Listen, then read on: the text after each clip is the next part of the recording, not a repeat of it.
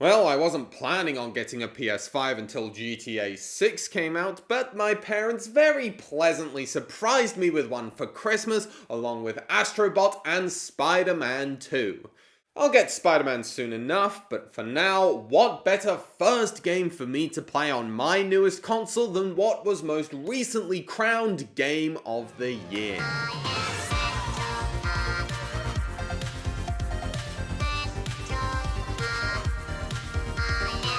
So I didn't realize Astro is technically a follow-up until I booted up my PS5 for the first time. Installed into every console is Astro's Playroom, essentially the Wii Sports for the PS5, showcasing what the new controller is capable of and why I had to turn Vibrate off immediately. And actually, I just found out this is the 5th game starring Astrobot. What the hell? When did that happen? Anyway, I only played a tiny bit of Playroom in favour of this heartier release instead, which I'd seen advertised on TV a couple times and thought looked really fun. I've also been craving a new 3D Mario platformer for a while now, and this looked like it could scratch that itch. Now, something else I hadn't realised until I got my PS5 was that last year marks PlayStation's 30th anniversary, so this game acts largely as a celebration of that milestone. Your goal is to repair this giant PS5 that acts as a spaceship for the robots, traveling to each planet on a flying DualShock, and many of the robots you save in the levels are PlayStation characters.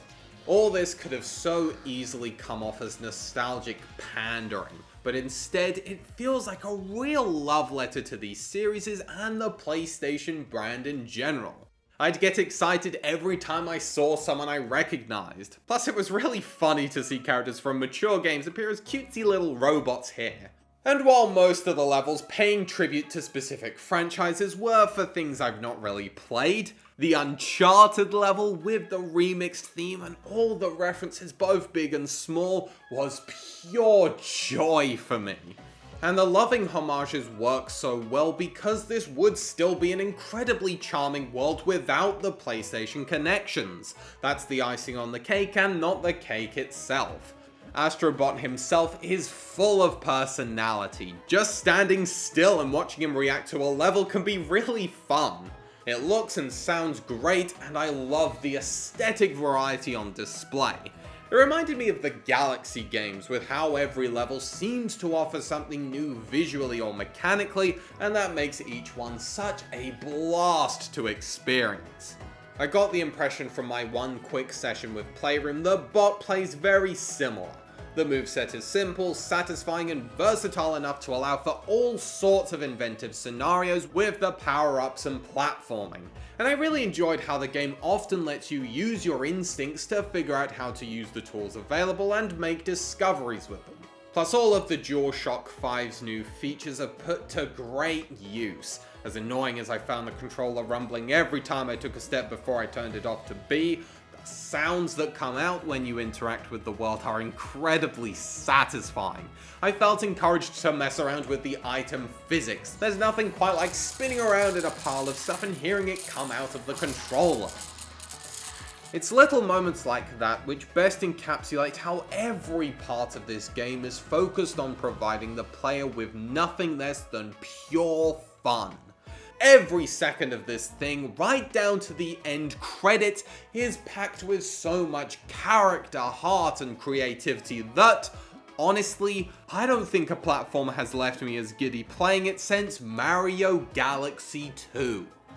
I do have a couple of minor issues. Coins are a bit pointless aside from some minor bonus stuff, so I wound up finishing the game with over 10,000 of them.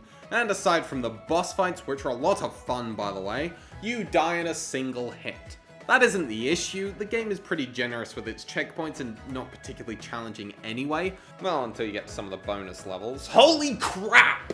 But accidental deaths like running into an enemy or not seeing them attack happens frequently enough that it does get a bit annoying. But otherwise, I loved this game. This doesn't mean that much considering I haven't played a ton of 2020's releases, but Astrobot is easily my favourite game of the decade so far. There's been times where I've wondered if current offerings don't seem to excite or hit as hard as they used to solely because of me and not the games themselves. So it was wonderful to play a game like this and realize maybe it hasn't been just me.